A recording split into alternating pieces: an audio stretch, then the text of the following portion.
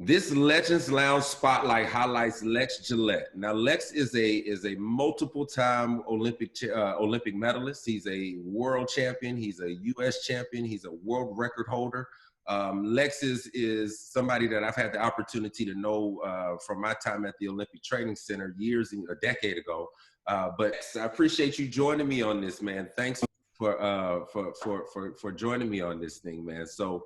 I think it's important when I started this series about mindset and mentality, I thought about a few people that I wanted to include, and you were at one of the people at the top of the list because I think you embody everything that this is about. And so before I get started on what the uniqueness of your legendariness, I want to tell everybody Lex is blind. And he's been able to accomplish all of these accomplishments as an Olympic champion, world champion, Olympic medalist, world record holder, and he's been able to do it without sight. And we're going to get into that conversation later. So Lex, I've started every Legends Lounge with, when did you first know that you had an ability to be great at what you do? But I want to start a little earlier than that and talk to us about when you started to lose your sight. Yeah, so I started losing my sight when I was 8 years old. Prior to that, I was born with sight. I could see up until 8 years old. Prior to me losing my sight, though, I played rec league baseball. I wasn't a competitive swimmer, but my mom had me in swim lessons. I could swim laps and run and cannonball into the pool and all that stuff. When I was 8, I literally came home from school one day, went through my normal routine. That night, I started noticing that I was losing my sight, and they were looking blurred and disfigured. It was hard for me to focus. And we went to the doctor after an examination. They said I needed to have an emergency operation because I was suffering from retina detachments. So that led to a string of 10 operations I had that year, I was 8 years old. And after the last 1 year. Yeah, 1 year. And after that last one, and even, taking you through that process is you have the first one and the second one and the third operation, and you're optimistic because it's like, all right, well, you have this doctor who is knowledgeable in the areas of the eye. And with each operation, those first couple times, I was able to see pretty well. They had stabilized my sight, so I could see for about 3 to 4 weeks in between that first, second, third operation. And then as the progression went on, that fourth, fifth, sixth, seventh operation, now you're kind of like, that optimism is increasing. And then now, you having these operations to continue to be able to see between these operations, was this a series, or was this a series to heal what was going on? It was definitely a little bit of both. It was to reattach the retina. Okay. So what it was, like, I would have the first one and they reattached the retinas. And so I was able to see for 3 or 4 weeks. And then after that time, my sight got even more blurry than what it was the time before. So we went back to the doctor and they realized, oh, his retina is detached again. So we had to have a second operation. They were able to attach them successfully. I could see well for another 3 to 4 weeks. And even as a side note, retina detachments, you hear that a lot with boxers. They, right, and they're hitting people in the head or whatnot. You're taking blunt force to the head. Or as we begin to get older and things start to decline from a health standpoint, sometimes older people experience retina detachments. But as an 8-year-old child, I couldn't point to anything specifically to say, oh, this is what caused that. Right. So how did you deal with the news, or what would you, even at that age, because I think that's what set a foundation for you to be able to really accomplish all the things that you have accomplished. How did you internalize that you were losing your sight as a child, and what were you telling yourself, and what was your mother feeding you during that time to get you to, and when I say feeding, I mean, emotionally for people out there, but what was that like to, at that age, to make sure that you kept moving and stayed motivated knowing you were losing your sight? Yeah, my mom, she's always been a huge influence and and a great motivator and an inspiring person. And she's no excuses. So, of course, after I had the last operation and I was able to get through that grieving process, then one day that my mom said that she was sitting inside of the living room, she said that she was praying. And so I had ran up to her and I tapped her. I said, "Hey, mom, I need to learn how to read dots." And so when I had told her that I needed to learn dots, read Braille, she said that was the confirmation to her that, okay, my son, he gets it. He understands that this is where we headed. That this is going to be reality. And so that was months after the last operation. So it wasn't during the time that I was out of the hospital. But even like when you go back to that space and you were talking about like, what was I thinking? Again, those first few ones, you're optimistic and you're like, oh, okay, this is going to be great. They're gonna fix it and I'm going to be able to see again. You get to those 4th, 5th, 6th operations and nothing has really changed. And now it's like, you're shaky. Uncertainty. Do you, so even recognizing it and knowing that sight left you and the 10-year-old Lex and so you still was involved in sports, and that was the one thing when we first met, we used to talk basketball and stuff. I used to talk about that kind of stuff. So like even knowing that as a young child you still had a love of sports and still compete, how did you use sports at that time as a motivator to keep you going and pushing yourself to your best self through athletics at that time?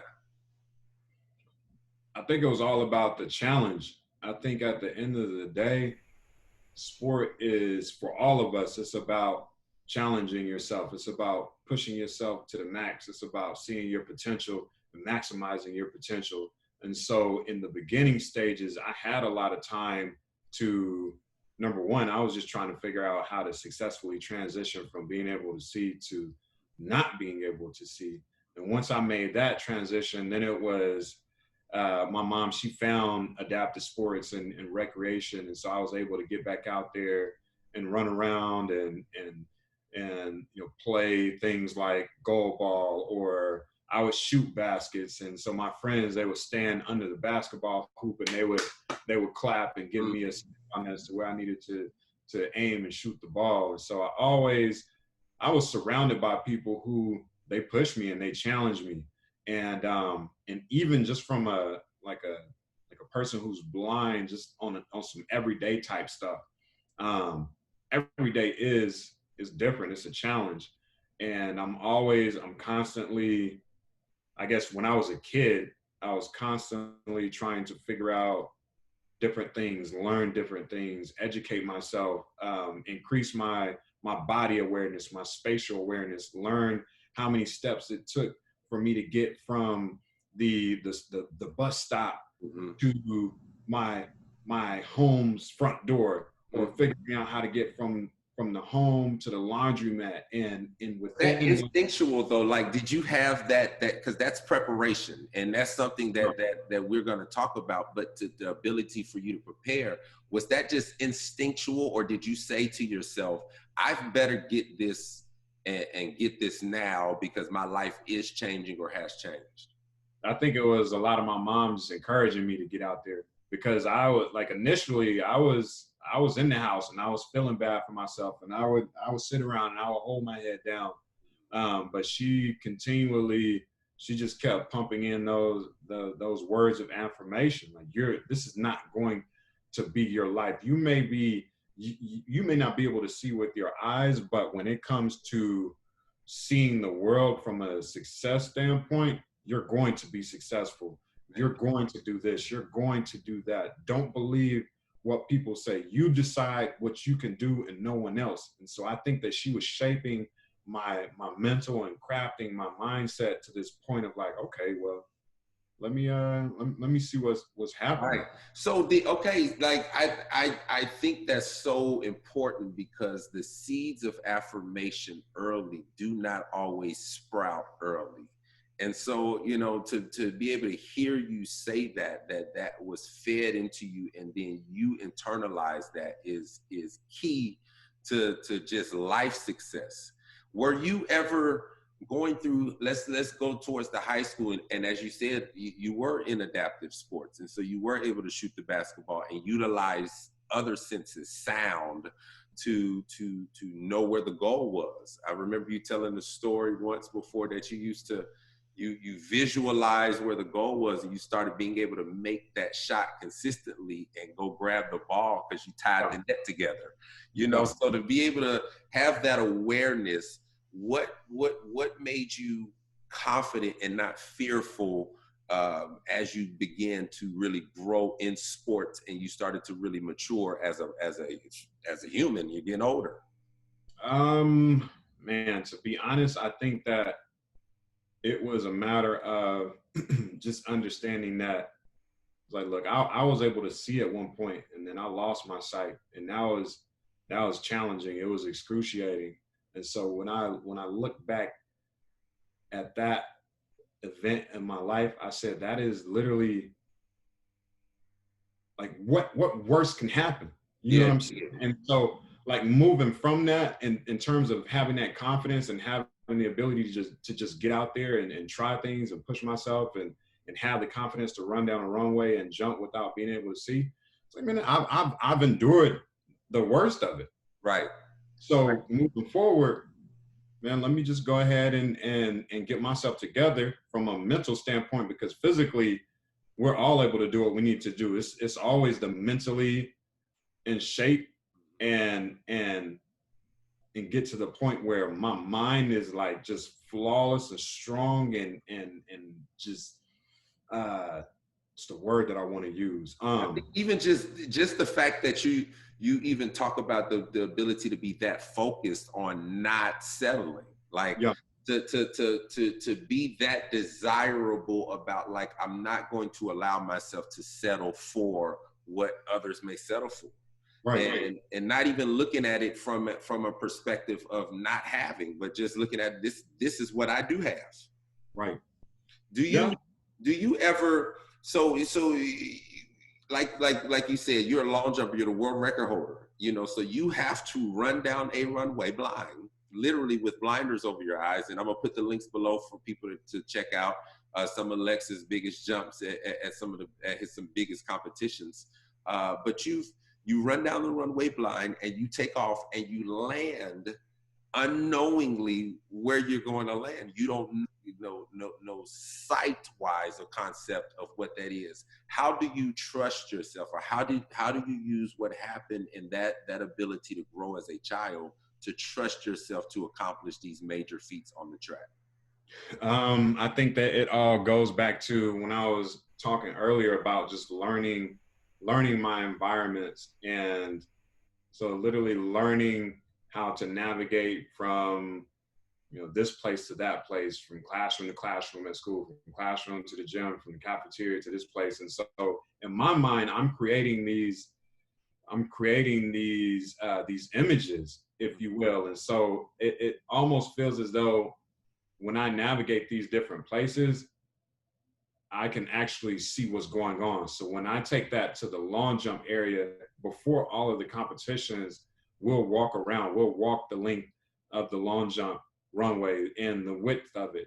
Wesley, my guide, he will show me where the takeoff board is. He will show me where that is in relation to the actual sand pit itself. And he shows me how wide the pit is, how long it is.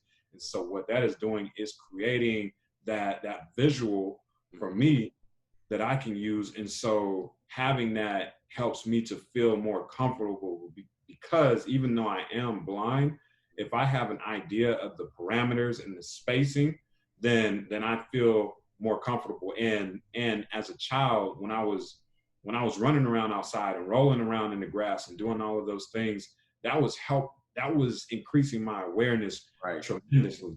So when I take that to the long jump pit, it's like, okay, I need to know these things so that I have an idea of how much real estate I have to work with so I can do what I need to do.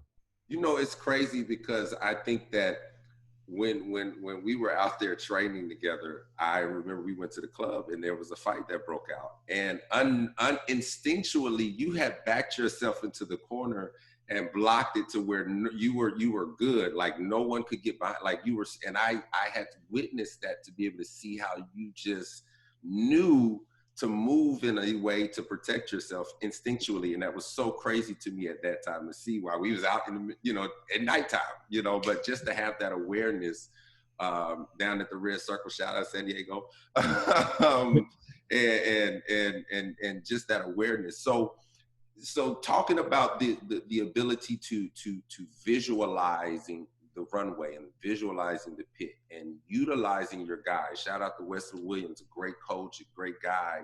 How do you utilize the ability to tap in and ignore the noise so you can hear him guide you down the runway? Because I think that's a huge trait, to be able to hear and pay attention and focus despite all the other noise that's going on in the stadium of thousands of people.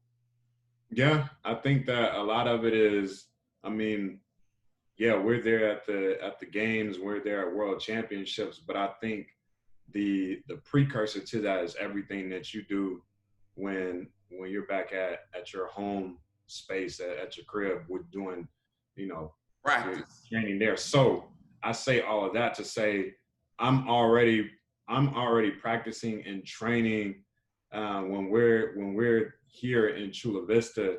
Like, I'm working on, okay, this is, Wesley has a certain sound, he has a certain pitch and tone, he has a certain rhythm that he uses when he is on the runway, giving me those auditory cues. So when we move into a stadium and you have a crowd and you have the acoustics where his voice may echo and all of these other things, it all boils down to, he has a certain template that he follows, and some of it is purposeful and some of it is just, in my honest opinion, it's just innate. And so I feel like, me personally, since I've been hearing that for the past 13 years, I'm able to connect with him and hear him in a way that I need to, so that I can lock in and run down the runway. And so if I don't hear that from him, if I can't hear that, then of course we got to put our heads together and figure out, like, okay,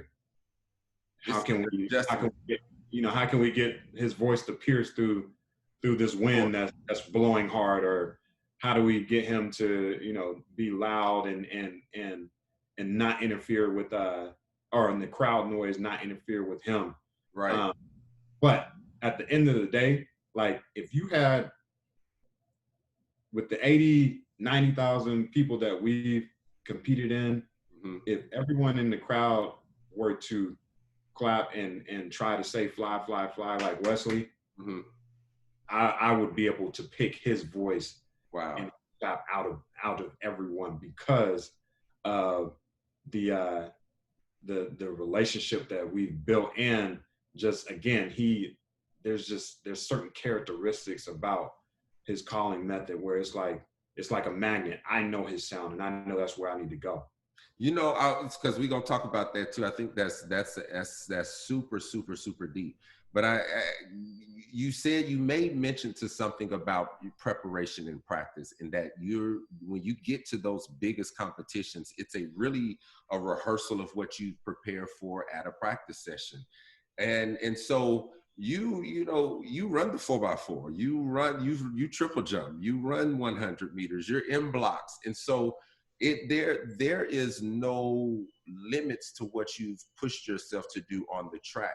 How do you utilize practice sessions and pushing yourself in visualizations at practice sessions to be ready for 4 Olympics, in 5 Olympic Games next year in Tokyo, but 4 Olympic Games so far? How do you utilize your practice sessions to make sure that you're on when it's time to be on?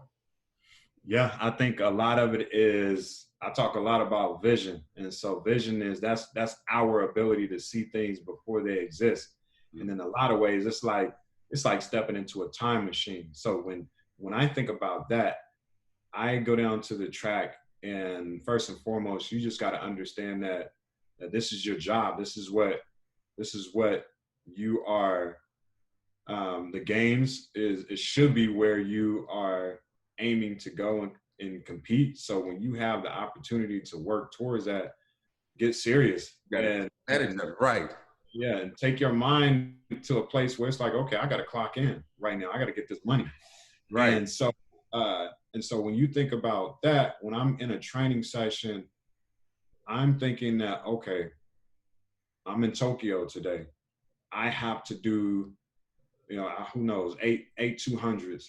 And of course, you know how to run each one without like gassing out or whatnot. However, you look at each opportunity as, okay, I need to do this in a specific fashion. I need to work on speed endurance for this. I need to work on driving out for this. I need to work on certain things, and I got to make sure that I do those things 100% well. I may not need to run the 200 100%, but there are certain aspects of the race and execute right in that rep. And like, you literally have to take yourself to that space of like, I'm here, I'm at the games. Because at the games is where I have to do all of these things right. And so when you talk about, like right now, the Olympics would have been going on and Paralympics would have been in a couple of weeks. But so you build up this movie, if you will, these scenes, and by the time that you get to the trials, you secure your slot. You come back, you continue training, you go into Tokyo. When you step down in Tokyo, you should feel comfortable in a lot of ways, because it's like, man, I've been in Tokyo the past year or so. All these practice sessions have led me, because I've rehearsed it over and over. I've seen it over and over. So when I get there, only thing I need to do is press play on this movie I done created in my mind. I think that's a genius way of putting it, because everything is a preview to the movie, and all of that is a build up to that. So if you get into your first major international competition is in 2004, you're 20 years old. Okay, you're still in college. You don't graduate to 2007. Shout out to East Carolina University. But like, your first major competition in 2004 compared to your last major international, let's say the major or Olympic Games in 2016. What was the difference in your level of anxiety going into your 2004 to your 2016 games, and how did your confidence grow each Olympic? I think the anxiety piece, for sure, it was higher in 2004. First time, 19, like I knew what I was there to do. But again, that was, I had just started training for the games like 3 years prior. So to be in that space, to be in front of so many people, it was definitely some pressure behind that. But what's that? How did you handle the nerves? Like, what did you tap into to handle the nerves, like you said, as a teenager? And this is something like totally new. The noise is different. Like it's all them people in the stadium. How did you get over the nerves and end up winning a silver medal as a teenager? I think, man, a lot of it is my guide and them being able to, we developed this relationship of, they know what to do and what to say to like calm me down. They know what to do or what to say to get me pumped up and motivated. And so I certainly lean a lot on them. But then when we talk about preparation, you lean on that as well, and you trust the process, knowing that, look, I did the work these past Monday through Friday, Monday through Saturday for the past 3 or 4 years. I've trained for this.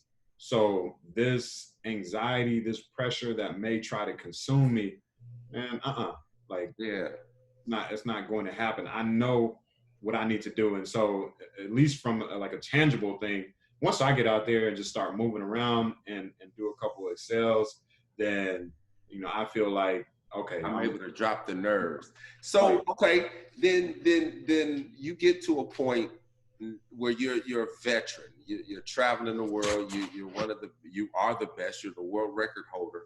How did you internalize the accomplishments as you were doing it? Did you recognize along the way, or is the fact that you're still in it, you're going after your fifth Olympic Games, your fifth Olympic medal, have you not really recognized the magnitude of all that you've accomplished?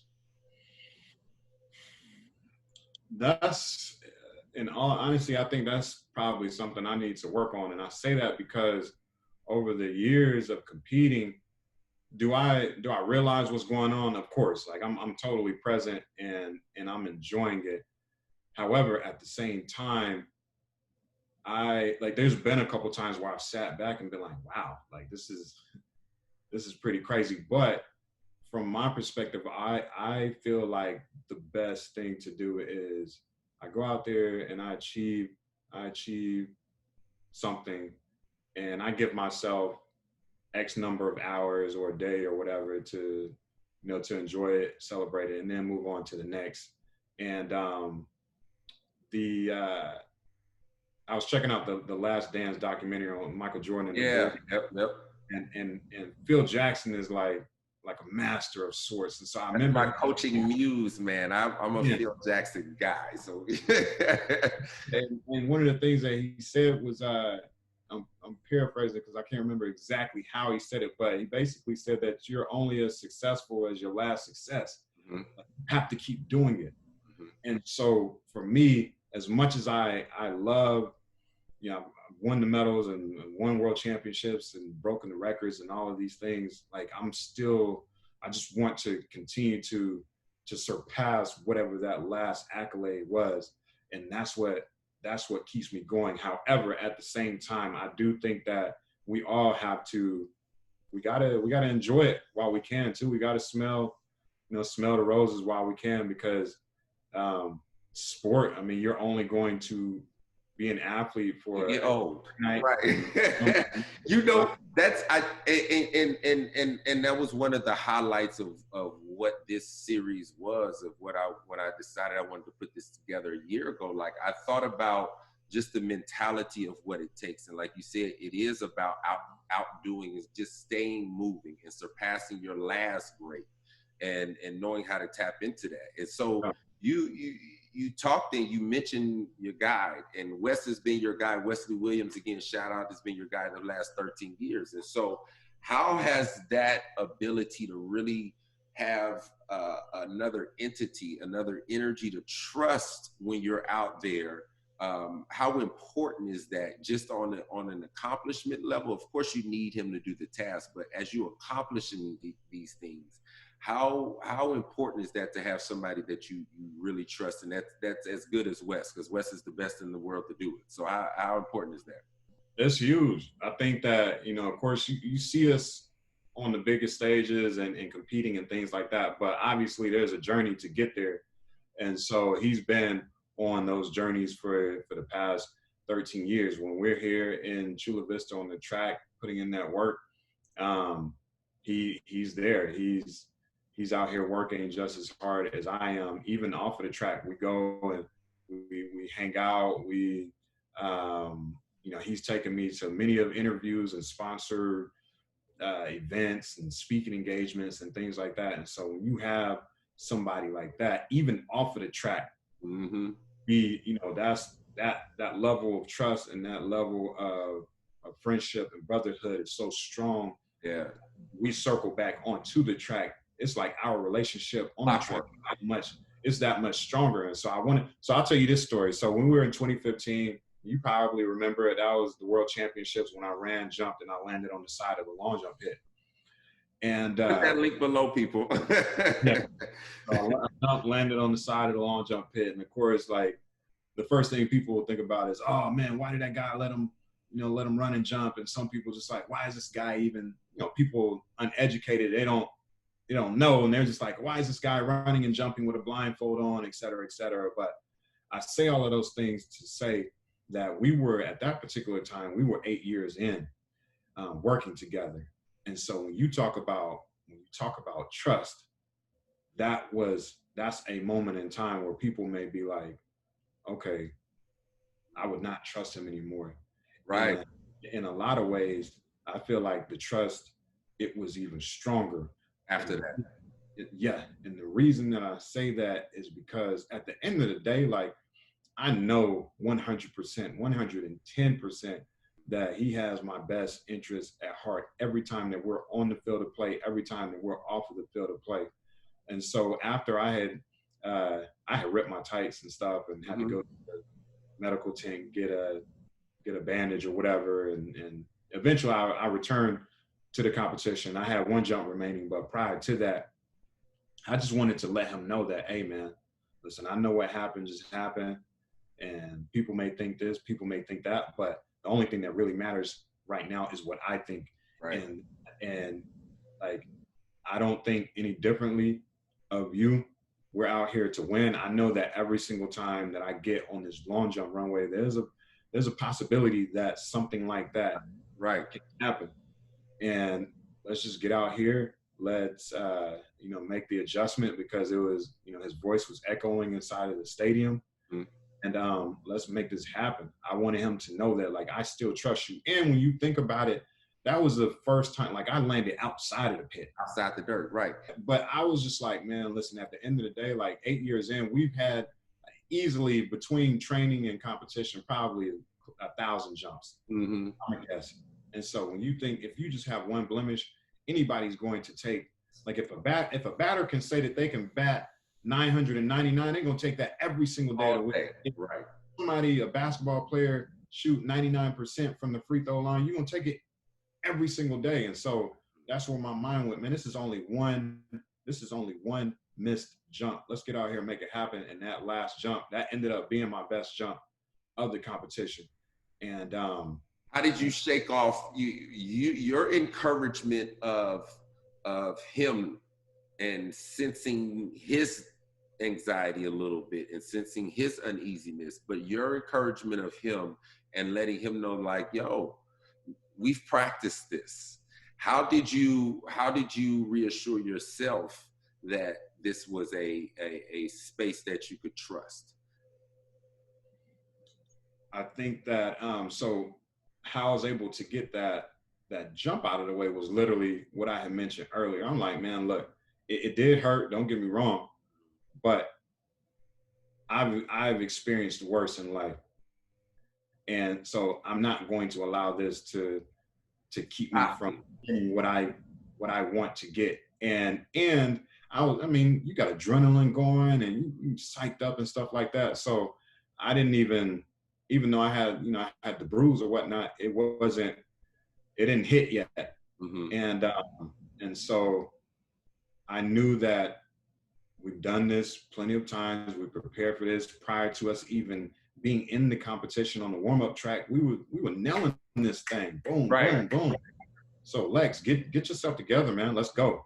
And that ability to self-talk, and like you said, like even going into your, at that time, 4th Olympic Games, 2016. You're old. You're one of the old heads now in the game, and so you're going into your 4th Olympic Games. Your ability to self-talk, you trust your guy.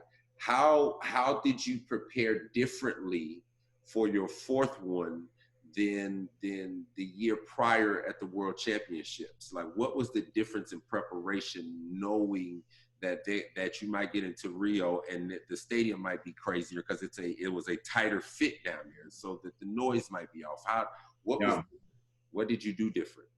We did. There were a couple of times where we switched up the training environment. So we would go to a community college, and where their runway is kind of up against I don't know if that's a fence or it's something, but when Wesley is clapping, it kind of gives, in my head, I can hear him, but I also know that there's some sort of like structure or something there by the sound of his claps and his yell.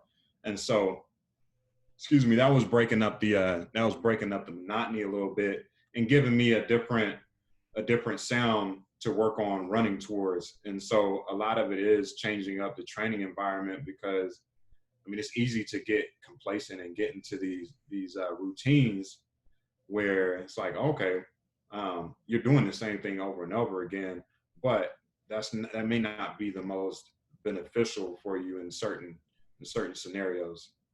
Now you've accomplished so much. If you could relive one of your athletic moments in your entire career and say, if I could relive that moment and do this different, even though you've had all these accomplishments, these medals and these world records, which moment would that be? It would be 2008 Beijing. Mm. I had one jump remaining, and I remember stepping on the track. Wesley set me up. He jogs to the opposite end. Fly, fly, fly. And so I begin to run. Mm-hmm. And I know I'm moving. I'm going.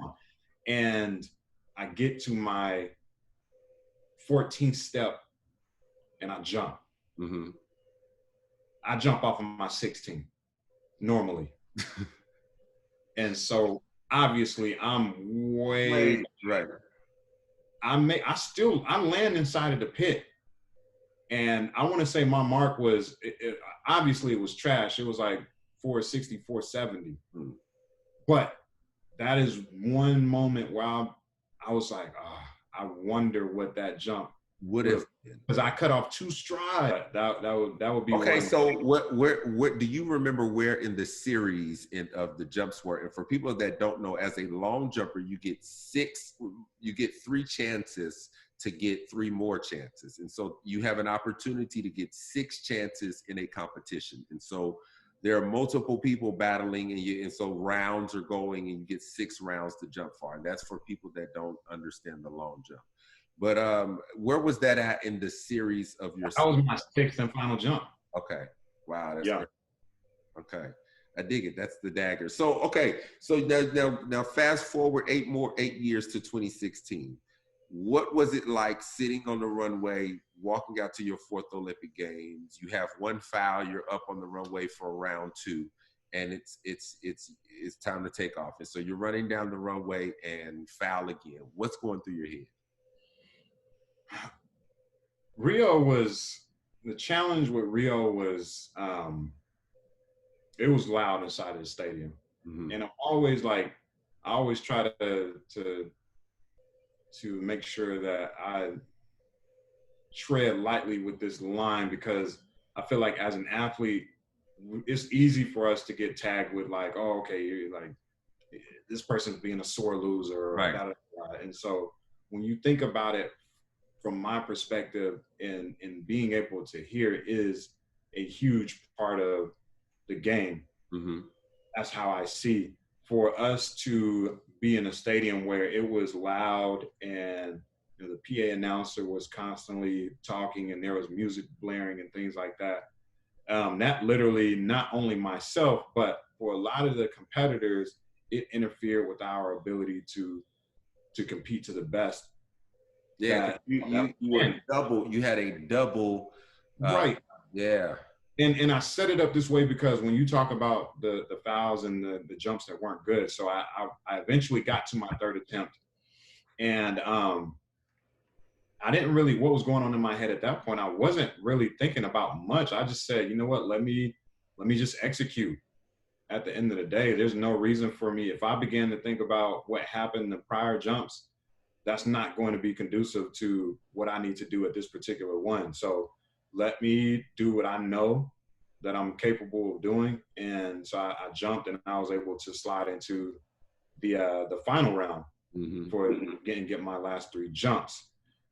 We continue the competition, and it's challenging. There were a couple times where one of our competitors, he has his guy down there at the long jump pit, and he had even tried to get the crowd to quiet down. I think he had put a little bit right, and they booed him.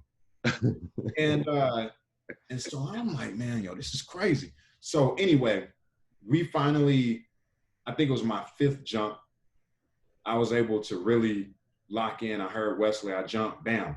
Now I'm in 1st place. Mm-hmm. And so we now moving to the 6th round.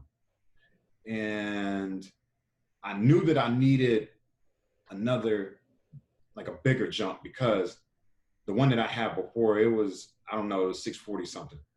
And so I was like, you know, that's all right. But I got more in the tank. It ain't safe. Right.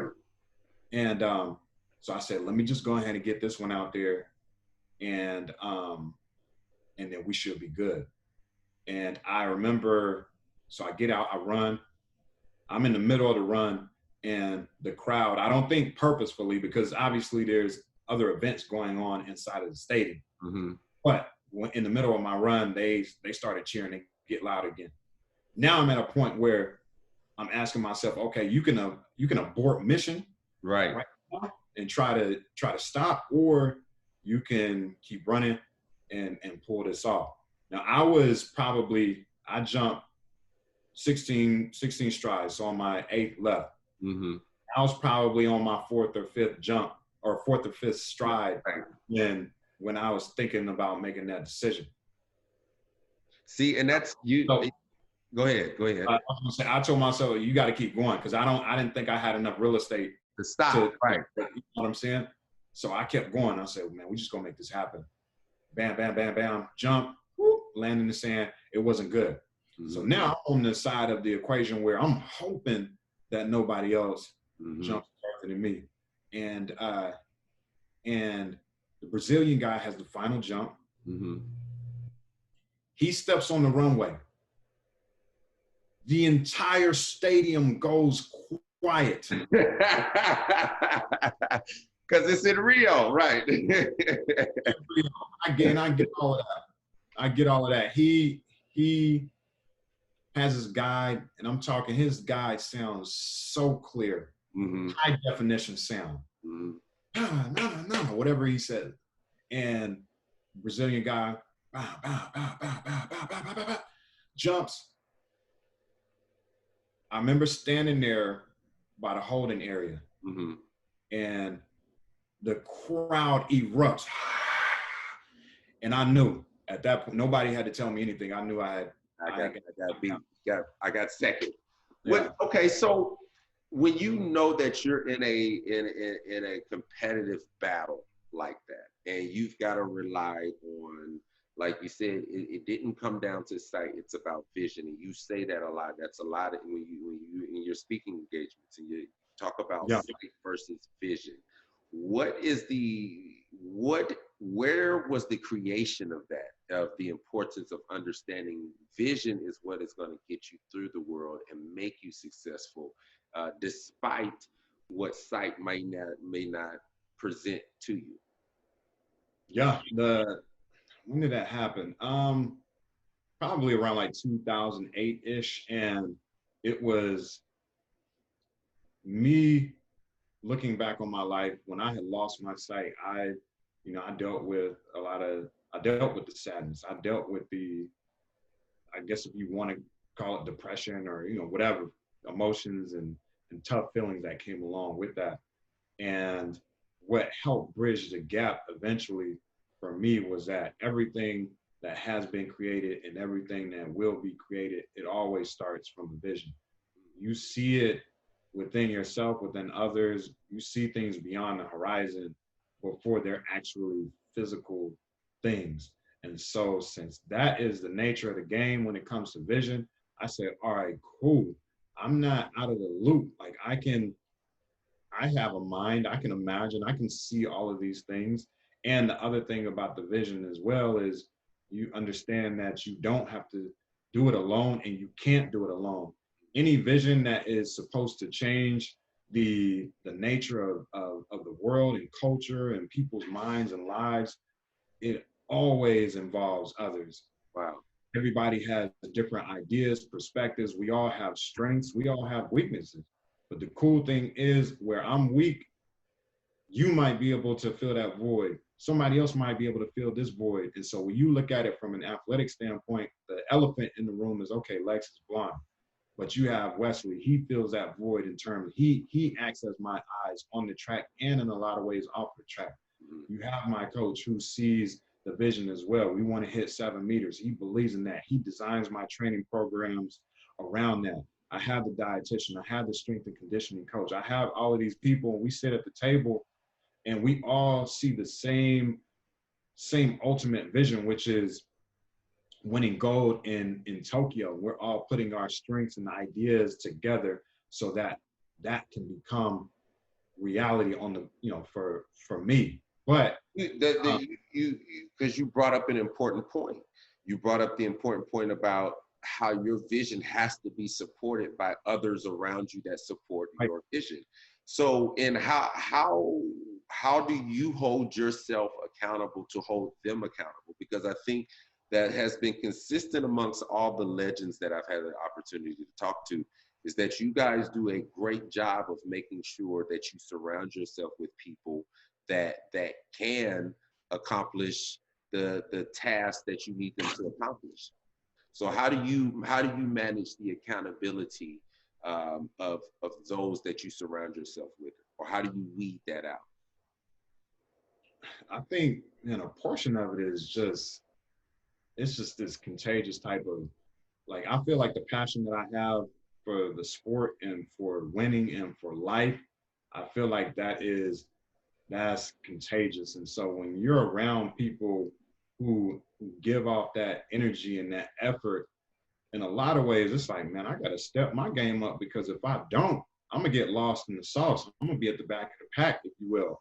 And for me, since, I mean, like, if you're not along for the ride and you're not adding to the equation, then I need to find somebody who can help fill that void. You know what I'm saying? We're talking about vision, and we're talking about excelling and ascending to new heights.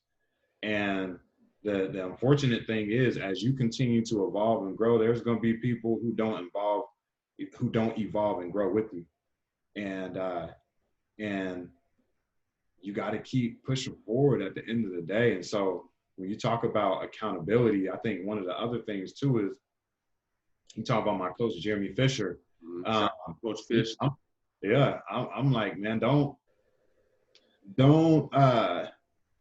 give me everything that you would give Brittany Reese or Will Clay, or, you know, within reason. Like, obviously there's certain things that you probably need some sight to do. Mm-hmm. But there's a video that circulates around the internet right now of me doing hurdle hops. Right. And so people will be like, man, how in the world is he able to do that?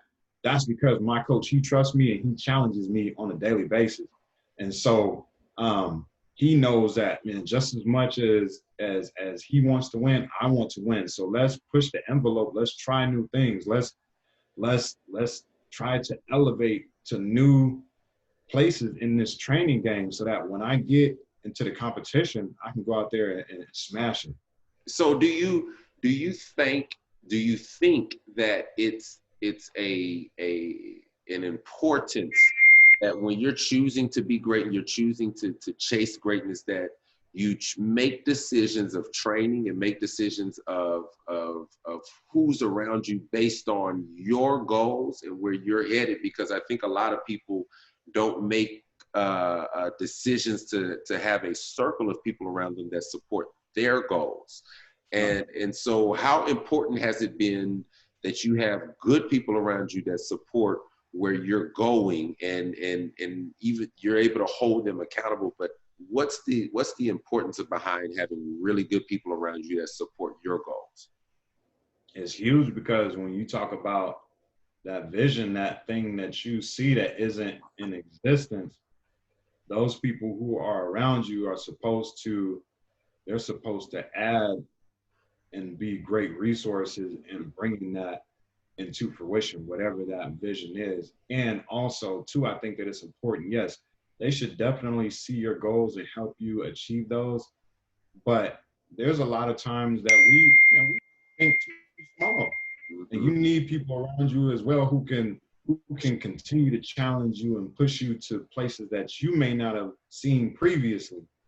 Wow. So do you ever get to the point now, like you said, sight versus vision, and as you travel in the world and you talk to people about the importance of discussing or differentiating the sight versus vision, what would you say to an athlete, a young athlete, about developing the skill to visualize and to put themselves in the place where they're going to be or where they want to be to accomplish some of their goals?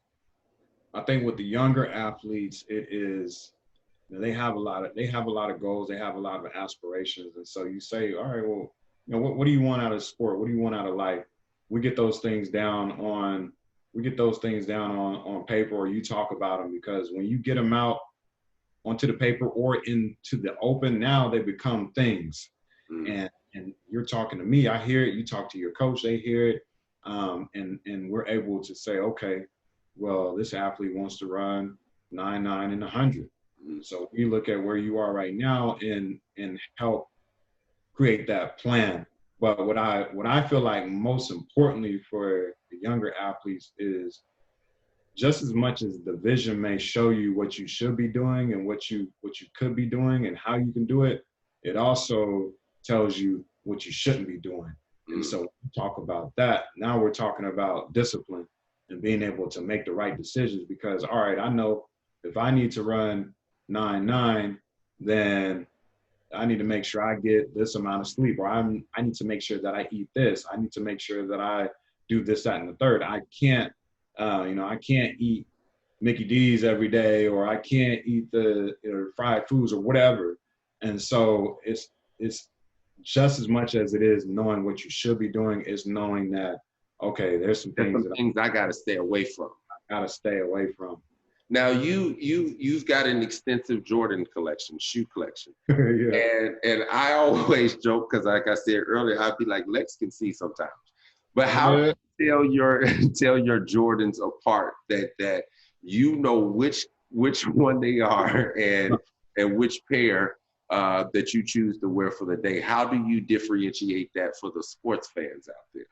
I always tell people, organization that's a blind man's best friend. That's a blind person's best friend. Organizing and knowing where things are. So I have all of my J's, they're stacked up. I have my ones stacked up, my twos, my threes, so on and so forth.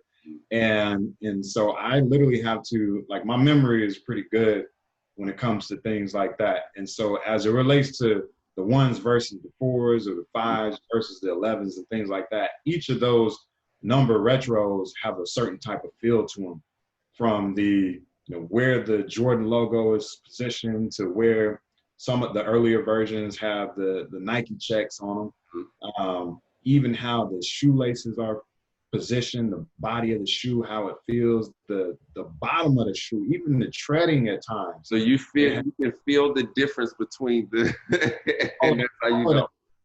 All of that. That's crazy. So how do you now we talking about basketball, we're gonna stay there for a little bit. Earlier this year we unfortunately lost what I consider the GOAT and Kobe. How did you internalize that when you heard the news? Because I knew you were a fan. We used to talk that noise back at the training center. So getting that kind of news and knowing how quick life can change, did that at that moment, on top of the sadness, does that ever push you to do more, or do greater, or strive for more? Man, yeah, I mean, it has to. You look at somebody like a Kobe Bryant, 5-time NBA champion, and a host of other things that on time to go down. But you look at what he did from a basketball standpoint, and then you see all of the things that he was doing post-basketball, right, coaching his daughter's basketball team, and he had the children's books, and he had a lot of stuff going on. And I felt like, so I wrote Kobe Bryant a letter in, it might have been like 2011, 2012. Okay. And one of my friends and I, we had went to a Lakers game, and their friend was an assistant coach for the team. And so I was talking to the assistant coach and stuff like that. And eventually I passed the letter along to him. And it was just on some inspirational type stuff. And actually, you know what? It was a little later than that, because Kobe retired in, 15, 16 maybe, I think. Yep. So it was almost like a send-off type of letter for him in retirement. And I was just like, man, look, you've obviously done a lot right now, but when it comes to this game of life, like, get out there and Kill it. and transcend, Mm-hmm. just get out there and do it all, because on the court, there's literally, I mean, you can win some more championships, but you've done it all. It ain't much to do left for him, right? Yeah. And so for me, seeing what he was doing in that next chapter, it confounded how heavy that was in that loss. Now, do you utilize your ability to tap in and visualize and daily outside of track and outside of athletics for the normal everyday person that might catch this? How do you utilize your ability to visualize to be successful and be self-sufficient and do everything that your mother ingrained in you as a child? Man, that's a good question. I think that when you think about, man, my mom, man, she's just amazing. I think that from an early age, she instilled all of those things in me to the point where I had to. I'm not going to go hungry. If I needed to cook something, I don't know how to cook something. If I need to wash my clothes, I can do all of those things. Mm-hmm. And so when you talk about just day-to-day type things and issues, man, it just happens. It's right. Second nature. You know, it's muscle memory. I used to see you washing clothes and it blew my mind, but it, like, now that I understand the drive behind your success, I get your sufficiency. And I get how it's because you talk about washing clothes, and so I remember Mike Hartfield. Yes. He had saw me separating my clothes one day, and he was like, "Ain't no way."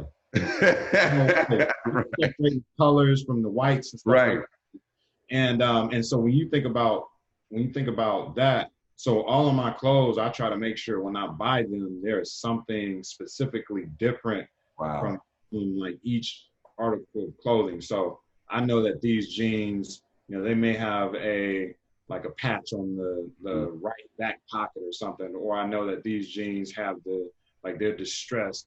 Wow. And they, you know, with these, they may not be distressed. And then I have a shirt that where the emblem is, or how and you remember all of that. Like that's second nature. Yeah.